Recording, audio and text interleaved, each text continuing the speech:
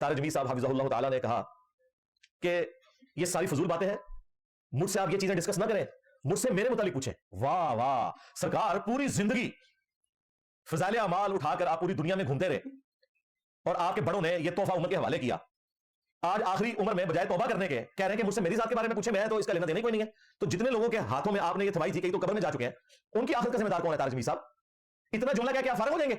हिसाब है राइबिल का, इसमें मौलाना ज़करिया की लिखी हुई किताब है। ये वही मौलाना ज़करिया जो 1926 तबलीगी जमात के बानी थे, आपको तो पता ही है, मौलाना इलियास के भतीजे और दामाद, और वही मौलाना ज़करिया जिनके पीर खलील अहमद सहारनपुरी थे। सफ़ा नंबर 8 पर इस किताब की तमहीद में मौलाना ज़करिया लिखते हैं, 1938 में मेरी उम्र 40 साल की थी। एक मर्ज की वजह से दिमागी काम रोक दिया गया। मैंने सोचा इन खाली याम को एक बाबरकत शुगले मशगले में सर्फ करूं, लिहाजा ये किताब लिखना शुरू कर दिया। अगर मेरे औरात पसंद खातर ना हुए तब भी मेरे ये खाली याम इस मशगले में कट जाएंगे। अब जिस बंदे को एक मर्ज की वजह से दिमागी काम से रोक दिया गया था, मतलब दिमाग का काम ना करें, वो ये किताब लिख रहे हैं और वो पूरे एक निसाब है। आगे सुनिए सर, वैसे इस पे आप अगर आप कुछ कहना चाहें तो ये तभी आगे का तारिक जमील साहब का ये काम है कि वो एलानिया कहें कि फजाइल अमाल से फजूल माल तक का सफर मुझे इंजीनियर साहब ने तय करवाया। जाहिर है फजाइल अमाल नहीं, अब वो कह रहे हैं फजूल माल है, कहते हैं फजूल बात है, छोड़ें इसको। अब दुनिया में कौन सी तब्दीली आई है कि आपको पता चल गया 75 साल की उम्र में कि ये फजूल माल है, फजाइल माल नहीं है। मौलाना तारिक जमील साहब जो है वो बहुत अच्छे आलिम दीन हैं, काफ़ी सालों से वो दीन का काम कर रहे हैं, नबी करीम सल्लल्लाहु अलैहि वसल्लम का पैगाम जो है वो लोगों तक पहुंचा रहे हैं। आपको ये भी पता होगा कि जितना बड़ा आलिम दीन हो, अगर वो लोगों के सामने किस्से कहानियाँ रखता हो तो आज के दौर में उसकी किस्से कहानियाँ जो हैं वो पकड़ी जाती हैं कि इस बंदे ने कुरान और हदीस से बात की है या फिर अपनी तरफ से कोई कहानी खड़ कर किसी इमाम के मुतल्लिक या किसी बुजुर्ग के मुतल्लिक इसने कहानी सुनाई है।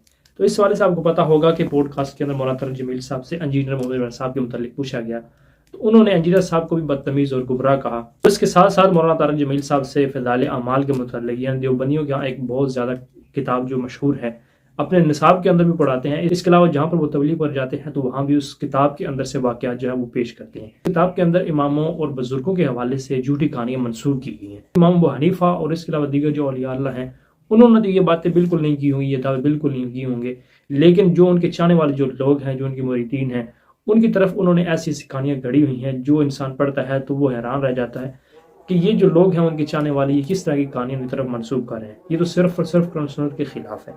तो उनसे सवाल हुआ मौलाना तारिक जमील साहब से, तो मौलाना तारिक जमील साहब जो हैं वो फिर भी उस किताब का दिफा कर रहे हैं कि नहीं, सिर्फ मसलक परस्ती और फ़िरका परस्ती की आड़ में आकर उस किताब का दिफा कर रहे हैं और उनकी कहानियों का दिफा कर रहे हैं कि नहीं ये जो उन्होंने बात लिखी है ये बिल्कुल ठीक लिखी है। इंजीनियर साहब जो हैं वो इस तरह की कहानियाँ जो हैं वो पकड़ते हैं, जो भी उलमा इस तरह की कहानी दीन के अंदर ऐड करता है और अपने बुजुर्गों के हवाले से उनकी तरफ मंसूब करके कहानी कोई करता है, तारिक जमील साहब जो है वो इंजीनियर्स को बदतमीज़ और गुमराह और क्या से क्या कह रहे हैं। आप वीडियो देखें, इसके बाद हम बात। तारिक जमील साहब ने मुझे उसमें गुमराह कहा है, बदतमीज़ कहा है, मिर्जे वर्ड बोला है, ठीक है, तहकीर से मेरा नाम लिया है।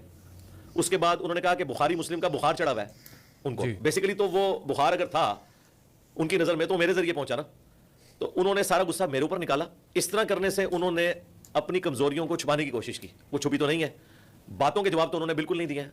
होना तो चाहिए था कि जो सवाल पूछे जा रहे हैं भाई उसका जवाब दो। ये तो नहीं कि तेरी फूफी नाच गई थी, भाई मेरी सारी फूफियां भी नाच जान। सवाल तो अपनी जगह मौजूद है कि ये जो आपके फूफा जी ने लिखा है फज़ाइल अमाल में, इसका क्या जवाब है? इसका तो जवाब उनके पास कोई नहीं था। तो इसलिए उन्होंने कहा ये बदतमीजी है, इस तरीके से बोलना नहीं चाहिए। भाई जो फज़ाइल अमाल की गलतियां हाईलाइट कर रहा है और आप भट्टी साहब के उस इंटरव्यू के अंदर लाजवाब होते हुए कह रहे हैं कि मुझसे फज़ाइल अमाल के बारे में बात ना करो, ये गलत है। जिसने आप पर अयां किया कि फज़ाइल अमाल में ये चीजें गलत हैं वो तो गुमराह है और फज़ाइल अमाल लिखने वाला बुजुर्ग है। वाह, होना तो चाहिए था कि हमें अपने बुजुर्गों से बड़ी डिग्री देते हैं कि इंजीनियर साहब शुक्रिया, आपकी वजह से हमें पता चला कि हमारे बुजुर्ग गुमराही लिख के गए, उल्टा मुझे गुमराह कहना शुरू कर दिया। तो बड़ी ज्यादती वाली बात है सर। इस वक्त हजारों लाखों की तादाद में तबलीगी जो जमात के हमारे बहुत से मुखलिस भाई, ये नबी का प्रोटोकॉल। तारिक जमील साहब अगर आप साइकोलॉजिकल एनालिसिस करें इस वाले पूरे वाक़े के ऊपर, तो वो क्या होगा कि ये आपका नाम लेने पे और ये वाली बात करने में मजबूर क्यों हुआ? हालांकि आमतौर पर नहीं करते इस तरह की बात। हम सॉफ्ट टारगेट है सबके लिए। जिन लोगों ने इनको सूरन सूर कहा उनकी कब्र पे जाके दुआ करते हैं और 70,000 दफा कलमा पढ़ के उनको टीसीएस भी करवाया। तारिक जमील साहब ने खुद बताया कि मैंने टीसीएस करवा दिया। हालांकि वो रवायत भी जाली है, वही फज़ाइल अमाल में लिखी हुई है कि बख्शिश हो जाती है। टीसीएस क्या किया? टीसीएस ये साले सवाब कि जिसको आप 70,000 दफा ला इलाहा इल्लल्लाह पढ़ के साले सवाब कर देंगे, कहते हैं उसकी मफरत हो जाती है। और ये इन्होंने फज़ाइल अमाल से सीखा है, किसी हदीस की किताब में ये चीज़ मौजूद नहीं है। जो इनको गालियां देते हैं उनकी रिस्पेक्ट करते हैं और जो इन्हें हाफिज़हुल्लाह कहते हैं उनके साथ इस किस्म का सलूक करते हैं। तो इससे तारिक जमील साहब ने अपने हक में बुराई करवाई है। मुझे तो कोई फर्क नहीं पड़ेगा। मैंने तो आज 2 घंटे में पूरी पॉडकास्ट में जो मुझसे मुतल्लिक हिस्सा था उसे मैंने अल्हम्दुलिल्लाह रिबटल किया।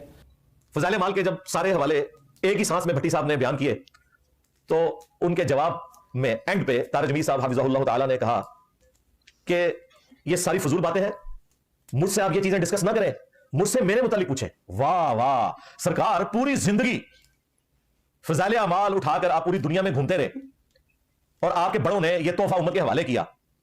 आज आखिरी उम्र में बजाय तौबा करने के कह रहे हैं कि मुझसे मेरी जात के बारे में पूछे, मैं तो इसका लेना देना कोई नहीं है। तो जितने लोगों के हाथों में आपने ये थमाई थी, कई तो कब्र में जा चुके हैं, उनकी आखिरत का जिम्मेदार कौन है? तारिक जमील साहब, इतना जुमला क्या आप फारिग हो जाएंगे? आपका काम ऐसे बैन करवाएं और लांगे माफी मांगे। तबलीगी जमात के काम के मैं मुखालिफ नहीं हूं, मैं नॉन देवबंदी वाहिद उस प्लेटफॉर्म से बात कर रहा हूं जो तबलीगी जमात का सबसे बड़ा सपोर्टर है और मेरी पूरी तारीख है। हमारे हजारों स्टूडेंट्स तबलीगी जमात में, उन्होंने कई दफा पूछा, मैंने कहा साथ रहे, बस कहानियां ना फजाइल अमाल की पढ़ा करें, आप कुरान और सुन्नत बयान करें, हम नहीं आपको कहते कि आप जमात को छोड़ें। लेकिन ये सिलेबस सराहतन कुरान और सुन्नत के खिलाफ है और ये कहना कि मुझसे मेरे बारे में पूछे, इस तरह नहीं होगा भाई। ये आपने तबलीगी जमात के इस सिलेबस का वजन खुद भी उठाना है। और इससे अगली बात जो आपके लिए बड़ी खतरनाक है, ये पॉडकास्ट के बाद ना इलियास घुम्मन साहब के पुराने क्लिप फेसबुक पे चढ़ने शुरू हो गए जिसमें उन्होंने फजाइल अमाल की इन सारी चीजों का दिफा किया हुआ है और वो तारिक जमील साहब के खिलाफ अपलोड हुए हैं। हालांकि उस वक्त वो बरेलवियों या अहले हदीस के खिलाफ थे। अब तारिक जमील साहब का यह काम है कि वो इलानिया कहें कि फजाइल अमाल से फजूल माल तक का सफर मुझे इंजीनियर साहब ने तय करवाया। जाहिर है फजाइल अमाल नहीं, अब वो कह रहे हैं फजूल माल है, कहते हैं फजूल बात है, छोड़ें इसको। अब दुनिया में कौन सी तब्दीली आई है कि आपको पता चल गया 75 साल की उम्र में कि ये फजूल माल है, फजाइल माल नहीं है। अब आपका फर्ज बनता है कि इससे तौबा करें, सबको तौबा करवाएं, इस पे पाबंदी लगवाएं और उससे बढ़कर वो तमाम उलमा जो इसका दिफा कर रहे हैं उनके ऊपर गुमराही के फतवे थे। मुझे तो इन्होंने कहा ना गुमराह है, हालांकि जिसने गलती हाईलाइट की है उसका तो शुक्रगुजार होना चाहिए था, उसे कह रहे हैं गुमराह है, और जो गलती निकली है जहां पे वो कह रहे हैं गलत है, मेरी कोई जिम्मेदारी नहीं है। लिहाजा जो जो लोग, खा वो इलियास घुम्मन साहब हो, तकी उस्मानी साहब हो, तारिक मसूद साहब हो, जहां जहां फजाइल अमाल का दिफा करेंगे उन सबको आपने कहना है ये सब के सब बदतमीज है, गुमराही फैला रहे हैं और ये दीन के दाई नहीं हो सकते। मुझे उनका दीन का दाई नहीं हो सकता। हाँ, पॉलिटिकल लीडर जो है सच्चा है, मुमिन है, शाहरुख खान सच्चा है, मुमिन है, आमिर खान सच्चा है, मुमिन है, इंजीनियर साहब एक जगह गुमराही फैला रहे हैं, जिनकी वजह से आपको 75 साल की उम्र में पता चला कि ये फजाइल माल नहीं है, फजूल माल है, वो मोमिन नहीं। चलो भाई लोग, ये भी आपको पता होगा कि जब हम छोटे होते थे तो इसी तरह से हमें किस्से कहानियां सुनाई जाती थी दीन के हवाले से।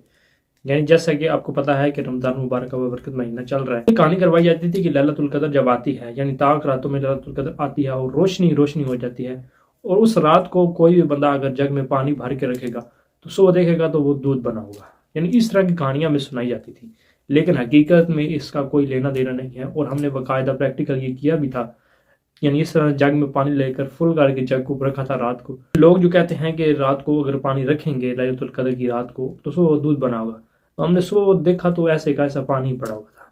तो इसी तरह से उलमाए कराम जो हैं वो कहानी सुनाते हैं, लेकिन इंजीनियर साहब कहते हैं कि ये अवामुन्नास को सही बात क्यों नहीं बताते, अवामुन्नास में ये किस्से कहानियाँ क्यों मशहूर की उन्होंने, और अपने बुजुर्गों के हवाले से जो उन्होंने मनसूब किया हुआ है, यानी बुजुर्ग जो थे हमारे ये काम कर लेते थे, ये काम कर लेते, इस तरह के काम नहीं करने चाहिए। तो उलमाए कराम को ये चाहिए कि उम्मत मुस्लिमा को नबी करीम सल्लल्लाहु अलैहि वसल्लम तक पहुँचाना चाहिए, नबी करीम सल्लल्लाहु अलैहि वसल्लम तक रसाई हो, ना कि ये लोग अपने बुजुर्गों और बाबों के पीछे अवामुन्नास को लगाएं। अल्लाह ताला उम्मत मुस्लिमा को नबी करीम सल्लल्लाहु अलैहि वसल्लम से जल्दी ज़िंदगी गुज़ारने की तौफीक मिलते हैं। नेक्स्ट वीडियो में